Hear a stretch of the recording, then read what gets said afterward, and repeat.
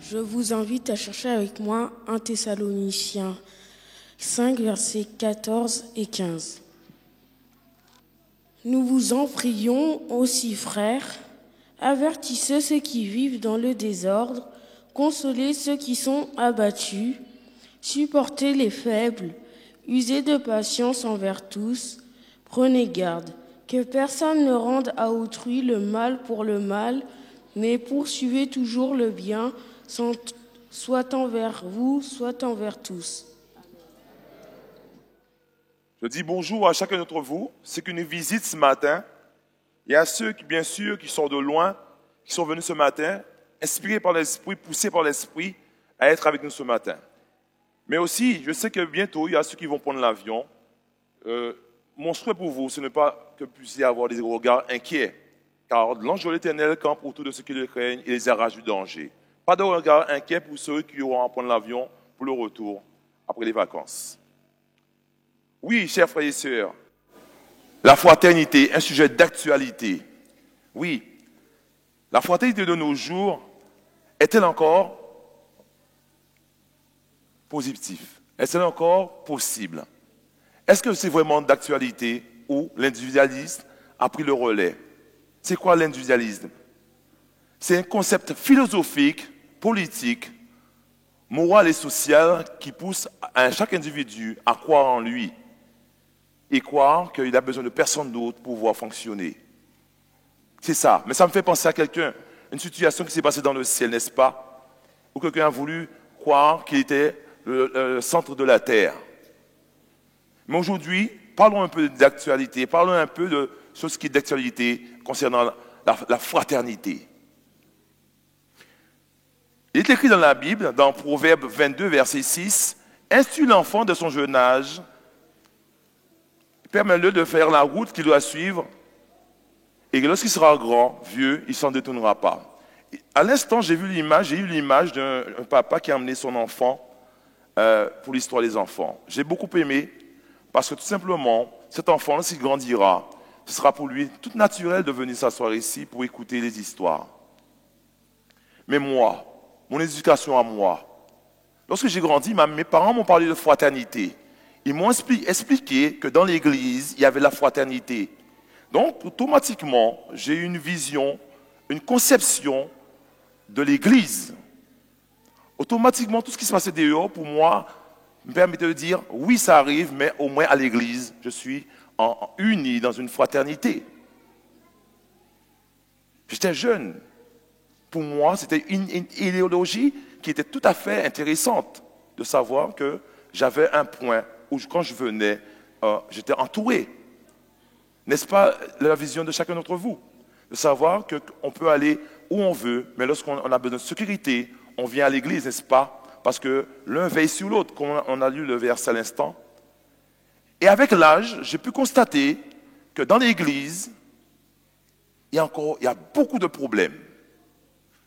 Il y a beaucoup de problèmes au niveau familial, il y a des problèmes relationnels, il y a des problèmes entre frères et frères, sœurs et sœurs, et encore, lorsqu'on parle de nomination, nous constatons que c'est là qu'on constate qu'il y a des problèmes entre les frères et sœurs.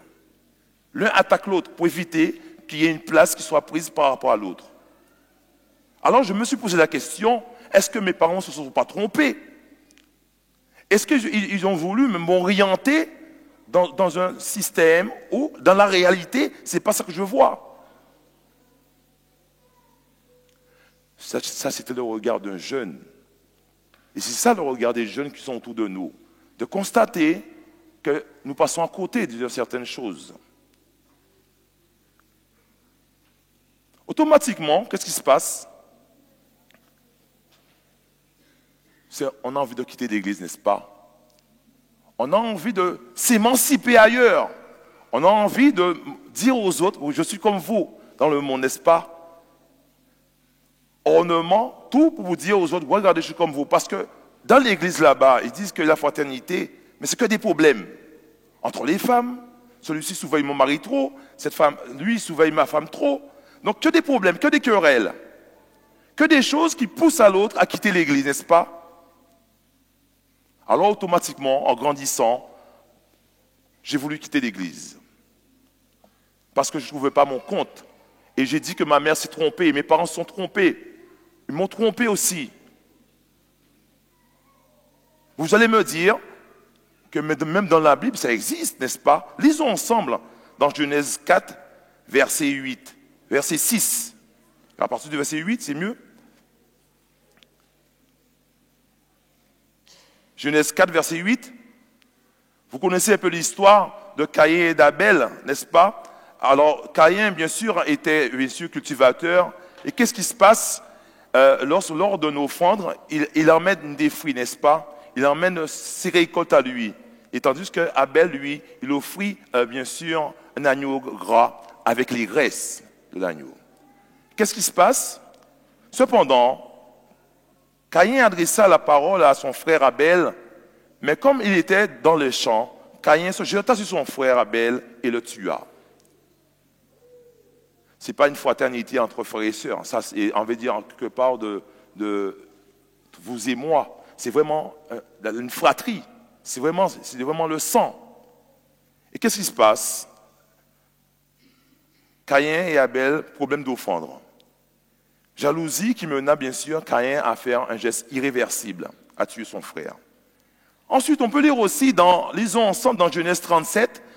Bien sûr, vous connaissez un peu l'histoire dans Genèse 37. On va lire verset 4, verset 5, 18, 21 et 27 pour essayer de raccourcir un peu. Vous connaissez un peu l'histoire de Joseph et ses frères qui étaient jaloux de lui parce que, bien sûr, il y avait une relation spéciale avec son père.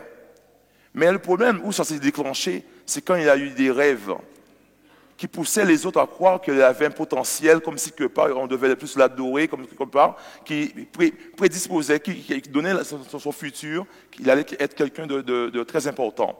Donc les frères, bien sûr, la jalousie a envahi leur cœur et automatiquement, qu'est-ce qu'ils font? Ils ont monté un complot contre le frère en lisant, à partir du verset 4, ces frères remarquèrent que leur père l'aimait plus qu'eux. Tout ça, et ils se mirent à le détester. Ils étaient incapables de lui parler sans agressivité. Verset 5, Joseph fit un rêve et il le raconta à ses frères qui le détestaient encore plus. Verset 18, ils le virent de loin et avant qu'il ne soit près d'eux, ils complotèrent pour le faire mourir. Ruben entendit cela et il le délivra de leurs mains et il dit, n'attendons pas à sa vie. Venez, vendons-le aux Ismaélites et ne portons pas la main sur lui car il est notre frère. C'est très intéressant de comprendre que même dans les problèmes les plus graves, Dieu envoie toujours un ange pour pouvoir nous enlever de là. Très important, en parlant de Ruben. Alors c'est vrai que lorsqu'on parle de fraternité entre frères et sœurs, ici présents à Évry, vous allez me dire, mais dans la Bible même, ils n'ont pas su le faire. Pourquoi vous allez me demander à moi d'être fraternel avec ceux que je ne connais pas? Ceux qui ont une éducation différente, ceux qui ont un comportement différent, un caractère différent, vous allez me demander à moi d'être fraternel avec ce frère ou cette sœur. Eux, ils n'ont pas pu le faire. Oui, la fraternité, c'est un lien puissant. Un lien très puissant. Un lien puissant, solidaire. Nous devons être solidaires. Nous devons avoir l'amitié, ce qui unit deux ou plusieurs personnes pour défendre un idéal communautaire fondé sur le respect de chaque individu. Quand nous entrons dans cette nouvelle relation dans la Trinité, tous ceux qui acceptent Christ comme sauveur deviennent frères et sœurs. On appelle généralement cet état la communion des saints. Lisons ensemble dans 1 Corinthiens 12, versets 26 à 27. Par amour fraternel, soyez pleins d'affection les uns pour les autres. Par honneur, usez de persévérance réciproque. Vous êtes le corps du Christ et vous êtes ses membres, chacun pour sa part. Les chrétiens devraient être affligés quand d'autres chrétiens souffrent et se réjouir quand d'autres éprouvent de la joie. C'est ça, la fraternité. Lisons encore dans Galates 6, verset 10. Galates 6, verset 10, qu'est-ce qu'il nous dit? Ainsi donc, pendant que nous avons l'occasion, pratiquons le bien envers tous et surtout envers les frères en la loi. En la foi, dis-je. Le problème qui se pose, c'est que moi, je me pose la question, est-ce qu'il y a un prorata, à savoir, on doit aimer plus que l'autre ceux qui sont à l'extérieur et ceux qui sont à l'intérieur? Telle est la question. Est-ce que je dois aimer mes frères plus ou je dois être vigilant aux besoins de l'autre? Puisque nous avons vu ensemble que lorsque nous avons fait alliance, nous devenons des frères par rapport à la Trinité. Ce qui veut dire que lorsque nous sommes assis ici, nous devons être vigilants aux besoins de l'autre. Souvent, nous avons des occasions de faire le bien et nous passons à côté. Et bien sûr, ça leur revient par la suite. Dieu nous rappelle que nous avons eu l'occasion et nous ne l'avons pas fait. C'est pour cette raison qu'il est très important de saisir les occasions que Dieu nous donne dans notre vie, ici et là, dans le travail, dans l'immeuble où nous habitons, de saisir les occasions de faire le bien, parce que lorsque nous ne saisissons pas ces occasions, cela revient. Il revient dans la mémoire. Le Seigneur nous dit, tu as eu l'occasion de faire le bien, tu ne l'as pas fait, à l'extérieur, mais à l'intérieur même. Nous devons être très vigilants. Et cette vigilance-là, nous ne pouvons pas l'avoir personnellement. Nous devons demander à Dieu, son Esprit Saint, de manière à ce que nous puissions discerner celle ou celui qui est dans la souffrance. Car je considère que nous qui sommes assis ici ce matin, parmi nous, il y a ceux qui souffrent. Parmi nous, il y a ceux qui ont besoin qu'on soit attentif à leurs besoins. Peut-être d'une manière, souvent nous pensons peut-être financière, mais juste écouter. Juste écouter. Vous repensez à l'individualisme. Chacun pour soi, Dieu pour tous, c'est ça? Nous pouvons pas, c'est fini de fonctionner comme cela. Car nous sommes en train de nous attrister les uns les autres et ce n'est pas ça que Dieu nous demande. Dans la Bible, il y a un exemple que j'aime bien prendre, celle de Daniel et ses amis et ses compagnons. Nous allons lire plusieurs parties qui vont nous faire comprendre où je vais vous emmener. Nous allons faire un petit voyage. Dans Daniel 2, versets 15 à 21, nous allons lire, c'est peut-être long, mais c'est très important de le lire pour que nous puissions comprendre exactement certains comportements qui, bien sûr, sont très valorisants. Car la fraternité, c'est une bénédiction. Ce n'est pas de chercher à le faire pour le faire, mais le faire parce que cet esprit est en nous, il nous pousse. Alors à ce moment-là, c'est que de la bénédiction. Nous allons voir cela ensemble. Daniel 2, versets 15 à 21.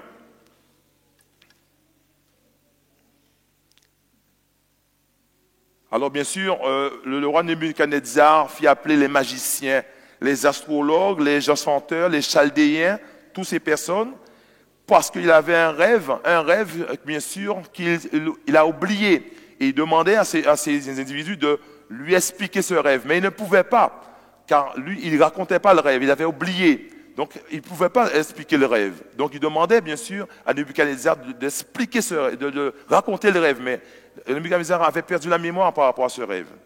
Et bien sûr, qu'est-ce qui s'est passé? À verset 15, il prit la parole et dit à Arjoc, commandant du roi, pourquoi la sentence du roi est-elle si sévère? Arjoc exposa la chose à Daniel. Daniel se rendit vers le roi et pria le roi de lui accorder du temps pour donner au roi l'explication. Ensuite, Daniel alla dans sa maison et il instruisit à cette affaire Anania, Michaël et Azaria, ses compagnons. Nous voyons ici l'unité. D'accord? Ici, ils sont communs d'accord. Donc, l'un ne fait rien sans l'autre. Très important de souligner. Verset 18. Les engageant à implorer la miséricorde du Dieu des cieux, afin qu'on ne fît pas périr Daniel et ses compagnons, et quoi encore? Avec le reste des sages de Babylone. Encore non seulement c'est eux entre eux, mais aussi les autres. Donc, quelque part, Daniel avait une vision vraiment très profonde de la fraternité, mais non seulement avec ses compagnons qui représentent l'Église, mais aussi avec celle de l'extérieur. Alors, verset 19, alors le décret fut révélé à Daniel dans une vision pendant la nuit. Et Daniel bénit le Dieu des cieux. Daniel prit la parole et dit, béni soit le nom de Dieu d'éternité en éternité, lui qui lui appartiennent la sagesse et la force, celui qui change le temps et les circonstances, qui renverse et qui établit les rois, qui donne la sagesse aux sages et la science à ceux qui ont de l'intelligence. Très important de comprendre ces différents points. À partir de là, qu'est-ce qui va se passer? Nous allons passer dans une deuxième étape, à savoir Daniel 2, versets 46 à 49. Lisons ensemble. Daniel 2, versets 46 à 49, qui nous dit « Alors le roi de Nebuchadnezzar tomba sur sa face et se prosterna devant Daniel, et il ordonna qu'on lui offrit des sacrifices et des parfums. » Après avoir que Daniel lui révélé le rêve et l'explication, le roi adressa la parole à Daniel et dit, « En vérité, votre Dieu est le Dieu des dieux et le Seigneur des rois, et il révèle les secrets. Puisque tu as pu découvrir ce secret, ensuite, le roi éleva Daniel et lui fit de nombreux présents. Alors je suis là, verset 48. Ensuite, le roi éleva Daniel et lui fit de nombreux présents et lui donna le commandement de toute la province de Babylone et l'établit chef suprême sur tous les sages de Babylone.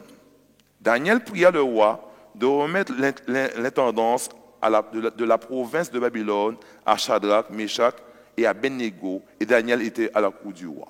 Magnifique. Pourquoi c'est magnifique? Daniel ne pense pas qu'à lui. N'est-ce pas? Nous voyons ici que lui, il a l'esprit de partage. Lui, il ne pense pas qu'à lui, comme peut-être moi, je pense qu'à moi. Et on nous dit au début, instruis l'enfant de son jeune âge.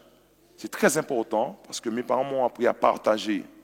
M'ont appris, donc pour moi, c'est tout à fait naturel de le faire.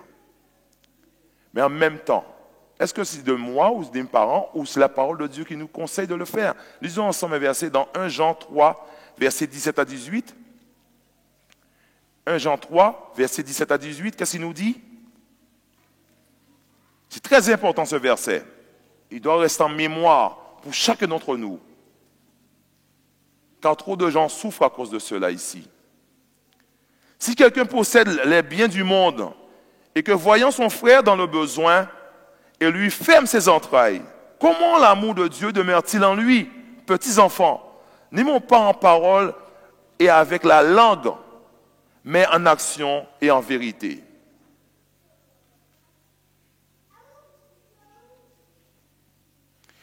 Pour moi, mes frères et sœurs, c'est peut-être triste, mais il est inutile de parler d'amour chrétien si nous ne venons pas en aide à nos frères en Christ dans le besoin. Quand peut-être que nous sommes trop centrés sur nous. Ça se peut que nous sommes trop centrés sur nous, nous pensons qu'à nous. Alors, comme on a dit au début, Dieu pour tous, n'est-ce pas? Moi, je fais mes affaires et toi, Dieu va s'occuper de toi. C'est ça la parole de Dieu, c'est ça la fraternité dont nous sommes bien sûr le teneur, celui qui doit amener cette parole, celui qui doit avoir un comportement adéquat avec cette parole. Il est temps de se remettre en question. Il est temps de faire une analyse et de regarder toutes les occasions que nous avons ratées. Maintenant, de pouvoir dire, Seigneur, je saisis les occasions, en sachant que lorsque nous saisissons les occasions, c'est non seulement aux enfants du Seigneur qu'on fait du bien, à sa créature, mais en même temps, c'est une bénédiction qui déborde sur nous. Alors ça veut dire quoi? Ça veut dire que toutes ces occasions que nous n'avons pas saisies, c'est des bénédictions que nous avons ratées en même temps. Ça se peut qu'aujourd'hui, là, vous considérez que vous êtes bien, mais si vous avez saisi ces occasions, c'est encore mieux. Alors, automatiquement, je ne peux constater que nous nous approuvissons personnellement. Nous n'avons pas besoin d'aide pour nous approuvir. Nous le faisons personnellement. Lisons encore un verset dans Romains 12, verset 10. Qu'est-ce qu'il nous dit? Romains 12, verset 10.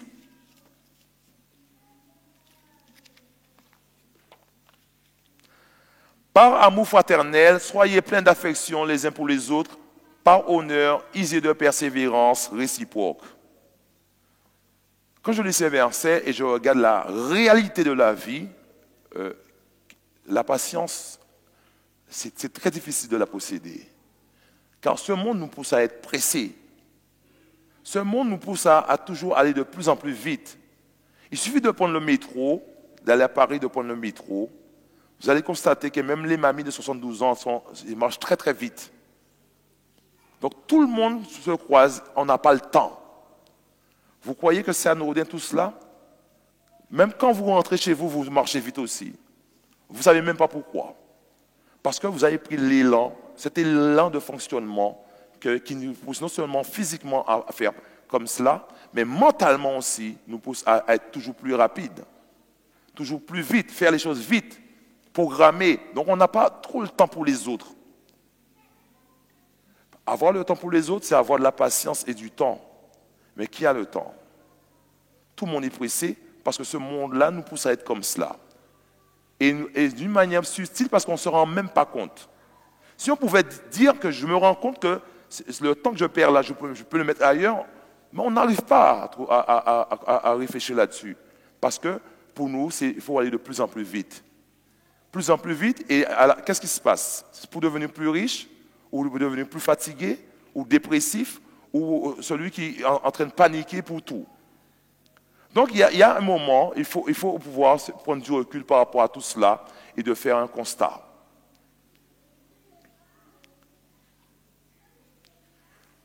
Disons ensemble Thessaloniciens 5, verset 11. Thessaloniciens 5, verset 11, qu'est-ce qu'il nous dit? C'est pourquoi, exhortez-vous réciproquement, édifiez-vous les uns les autres, comme en réalité vous le faites. J'aime bien la fin parce que c'est comme si quelque part on le faisait déjà. C'est une réalité pour nous. Et je suis très content. C'est vrai que je suis très content de voir que c'est une chose qu'on fait déjà. Peut-être qu'on veut faire plus, mais on le fait déjà. On le fait déjà parce que je considère que même si on parle de l'amour, on parle de la fraternité, il y en a dans l'Église. Bien sûr, on veut encore progresser. C'est ça notre devise. C'est toujours progresser, aller de mieux en mieux avec le Seigneur. Je ne dis pas qu'il n'y en ait pas. Parce que si nous sommes là ce matin, nous sommes unis l'un à côté de l'autre, c'est parce qu'il y en a. Et moi, je le constate qu'il y en a. Mais il faut toujours aller de mieux en mieux. Et je ne dis pas ça pour vous, mais je dis ça pour moi aussi. Quand je ne suis pas à l'abri de différents versets que je suis en train de lire. Mais lorsque la parole de Dieu nous pousse à dire des choses, même quand je vous le dis, moi je suis en train de souffrir aussi en même temps parce que j'ai des efforts à faire. J'ai des choses à faire, mais il y a un moment, nous devons nous unir pour aller vers l'avant. Trop de temps perdu à tourner en rond, à surveiller l'autre, à regarder ses défauts, mais plutôt regarder les qualités.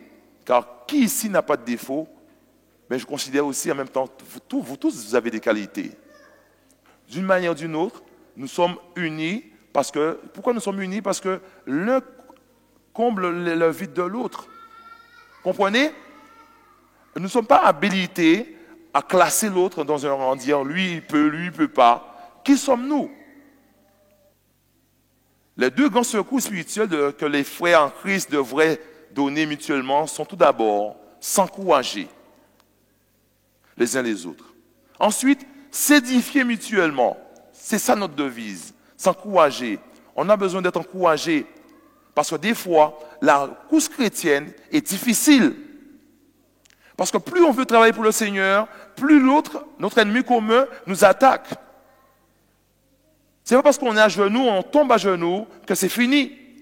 Mais je ne veux pas que mon frère me dise, pourquoi tu es à genoux, m'indexer, me pointer du doigt. Je veux qu'il me dise, lève-toi, me tienne la main et me dise, lève-toi. C'est ça que j'ai besoin. C'est ça que nous avons besoin. C'est d'être savoir que mon frère, je compte sur lui et il compte sur moi. Mais il ne doit pas me juger quand je tombe. Parce que souvent ici, nous voyons seulement la fille qui est enceinte, parce que c'est visible. Alors tout le monde l'indexe, tout le monde lui pointe du doigt, regarde comment elle est. Mais vous ne connaissez pas le temps que son copain a pris pour l'influencer, jusqu'à la pousser à avoir une relation. Ça peut durer des années. Mais un jour, on finit par céder. Et à ce moment-là, c'est irréversible. Et nous n'avons pas besoin de frères et sœurs ici pour pointer de doigt la sœur. Et surtout, en plus, elle vient à l'église. Puisque si elle était chez elle, on n'aurait pas vu. Mais si elle vient à l'église, qui sommes-nous pour voir la pointer du doigt? Et lorsque nous le faisons, dites-nous qui nous pousse à le faire. Est-ce que c'est Jésus? Est-ce que c'est Dieu qui nous pousse à le faire? Il faut arrêter, parce que vous savez très bien que la roue tourne. Un jour c'est l'autre et un jour c'est nous. Alors moi je considère que si nous sommes unis, quand tu tombes, je te lève, quand je tombe, tu me lèves, qu'est-ce qu'il y a de meilleur que cela? Je sais que vous êtes en train de réfléchir, de chercher, de réfléchir dans votre tête. C'est tout à fait légitime de dire les occasions que je n'ai pas saisies, la fraternité. Est-ce que quand je ne termine pas à l'église, tout de suite je prends ma voiture, je m'en vais? Je n'ai pas le temps de saluer un frère, une sœur que je ne connais pas, lui demander vous venez d'où? Créer un lien, c'est pas ce qu'on a besoin. Même la nature nous parle de cela. Salomon nous parle des fourmis, n'est-ce pas? Vous avez déjà vu un fourmi solitaire, vous? Et petits comme ils sont, regardez ce qu'ils font. Regardez comment ils fonctionnent. Regardez comment ils sont bien organisés. Et pourtant, on considère qu'on est mieux que ces petites bestioles, n'est-ce pas? On a plus de capacités, on a fait beaucoup d'études, on a fait ceci, on a fait cela. Mais les fourmis, l'exemple, c'est ça. Unis, on peut faire beaucoup de choses ensemble. Peut-être que c'est une utopie, peut-être que c'est un conte de fées, peut-être que je suis en train d'inventer des choses, peut-être que je me fais une idéologie par rapport à mes parents, mais je crois que c'est possible. Parce que la parole de Dieu dit qu'il y aura beaucoup d'appelés et très peu d'élus. Mais je sais que dans l'Église, il y a de la fraternité. Et celui qui dit qu'il n'y en a pas, il devrait se remettre en question. Parce qu'il y a toujours des gens, des frères et sœurs, pour dire qu'il n'y en a pas. Hein. Mais en général, on aime bien recevoir, mais très peu donner, n'est-ce pas? C'est magnifique ça. Mais je pense qu'il faut changer. Hein.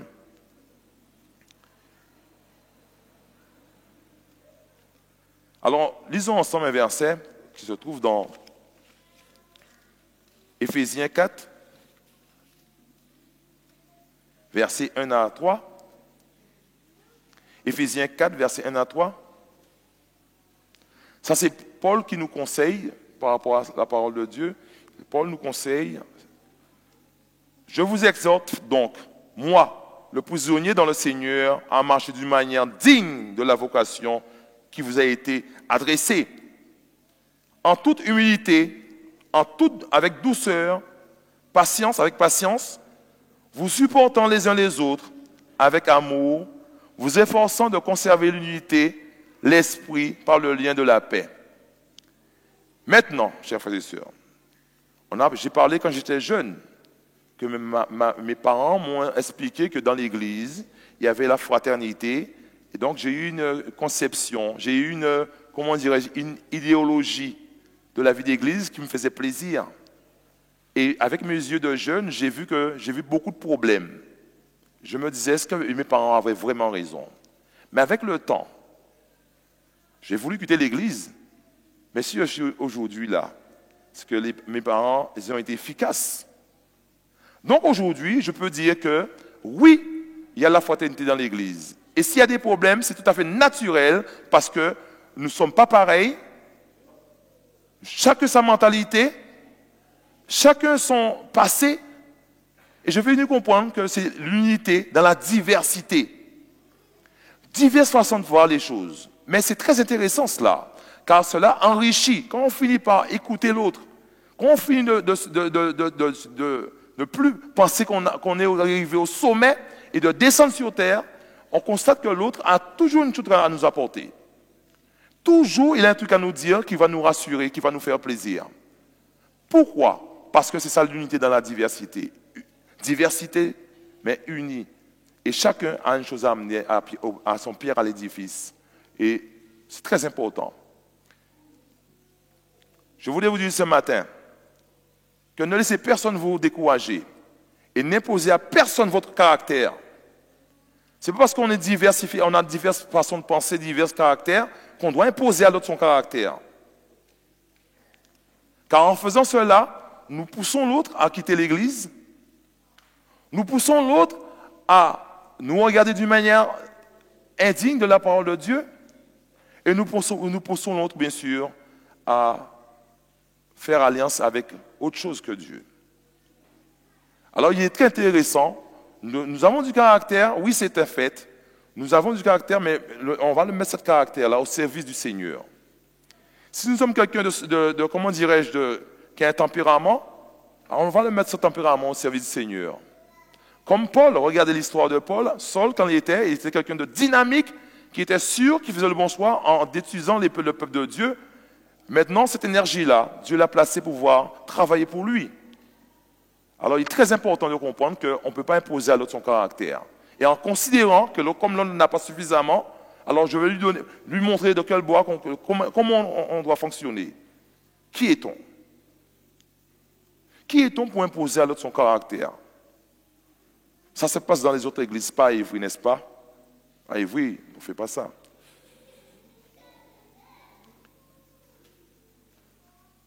Alors, j'ai envie de lire avec vous dans Hébreux 10, verset 25.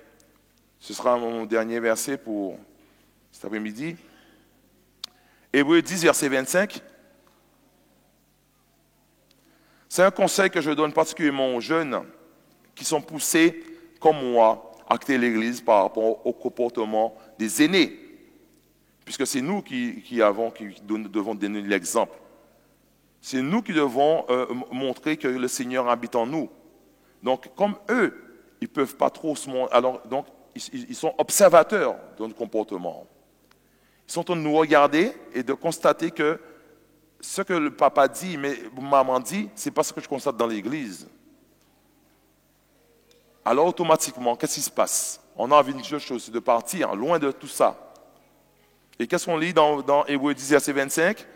N'abandonnons pas notre assemblée comme c'est la coutume de quelques-uns, mais exhortons-nous réciproquement, et c'est là d'autant plus que vous voyez s'approcher le jour. Vous comprenez? Ce n'est pas le moment de fuir la bergerie, car en général, lorsque vous savez très bien comment ça se passe, pour ceux qui ont tenté de le faire, l'oiseau qui considère qu'il est suffisamment plumé pour pouvoir prendre son envol, seul. Mais sachez une chose, que petit à petit, il y a des plumes qui s'en vont, n'est-ce pas? Et on finit ne pas plus voler convenablement, n'est-ce pas? Et lorsqu'on constate cela, si on arrive à constater cela, on fait demi-tour et on va se réfugier pour que les plumes puissent repousser de nouveau. C'est une métaphore que j'essaie de prendre pour vous dire que seul, on est voué à l'échec. En laissant le Seigneur et en considérant qu'on fait sa propre course, on est voué à l'échec à chaque fois. Et je pense qu'il y a pas mal de frères et sœurs ici qui savent de quoi je parle, concernant fonctionner seul. C'est pour cette raison, il est très important de chercher des endroits où il y a des frères et sœurs qui prient, qui sont unis ensemble pour pouvoir se rassembler ensemble, pour prier, pour chanter, pour louer le Seigneur. Et ne pas dire que je m'en vais de tout cela parce qu'eux, ils ne sont pas bons, parce qu'eux, ils ont des problèmes. Mais et toi, alors? Tu as déjà posé la question sur toi? Pour savoir, est-ce que toi aussi, tu n'as pas quelque chose à faire? Est-ce que aussi, toi, tu n'es pas un peu baisser la barrière et de t'humilier devant le Seigneur? En tout cas, ce que je souhaite, c'est que vous puissiez prendre conscience de tout cela et d'avoir l'objectif d'une chose, c'est de pouvoir se rassembler ensemble pour hâter l'avènement du Seigneur. Car ce n'est pas le moment de quitter la bergerie, de quitter l'église ou de considérer que lorsque nous regardons les infos, nous regardons ce qui se passe dans le monde, nous regardons tout ce qui est autour de nous. Est-ce que nous avons envie de quitter l'église pour aller vivre ça? Dans l'église, il y a toujours un frère ou une sœur qui va nous réconforter par un mot. Il y a toujours quelqu'un qui va nous encourager. Il y a ceux qui vont nous pointer du doigt, mais il y en a ceux aussi qui vont nous encourager. Et ne laissons personne nous décourager, nous indexer et nous décourager. Parce qu'eux, ils ne sont pas meilleurs des fois. À ce moment précis des choses, je voudrais vous dire une chose. Pour ceux qui sont déjà au top avec la fraternité, ils vont rester assis. Et pour ceux qui ont envie de progresser dans la fraternité, ils vont se mettre debout.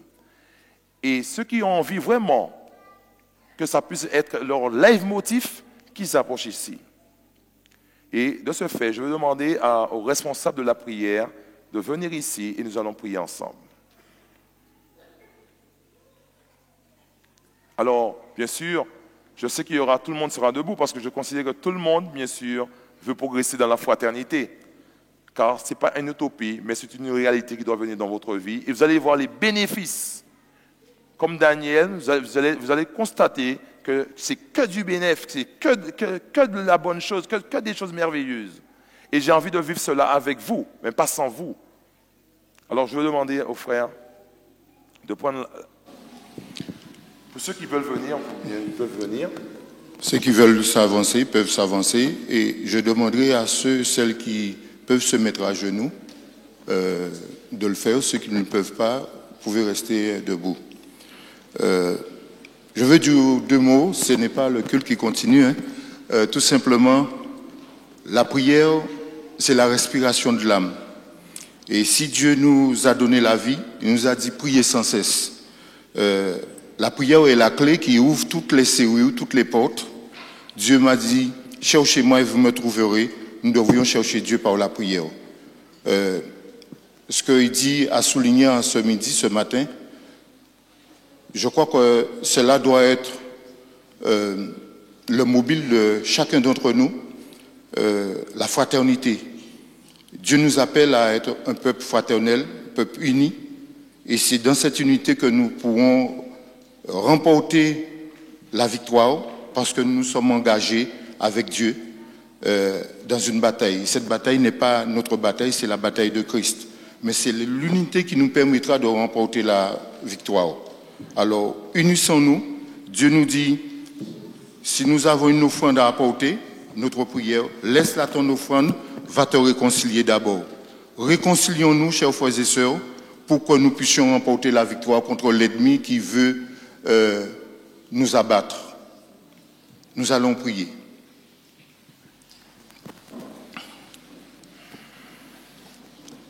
Éternel notre Dieu, notre Père, nous te remercions parce que tu nous as permis de venir ici, dans ce lieu où ton nom est invoqué.